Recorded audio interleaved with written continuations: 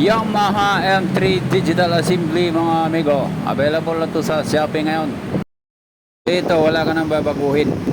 Ito sa malaking sakit mga amigo, mayroon ka lang baliktarin dito yung dalawang wire na solid na light blue saka orange papasok ng signal light assembly mga amigo. Yung indicator light ay napunta sa left, yung right napunta sa left. Yung dalawa lang amigo, baliktarin mo lang, salpak na.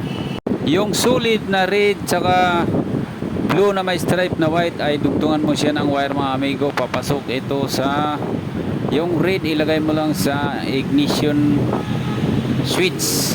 Tapos yung blue na may stripe na white ay irikta mo papunta sa ignition, sa positive ng ignition coil.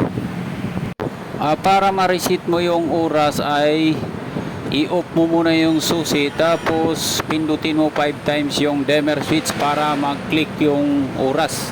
Ngayon pag nahanap mo na yung tamang oras, i-off mo na yung susi, tapos i-on mo ulit. Okay na yun. Start na.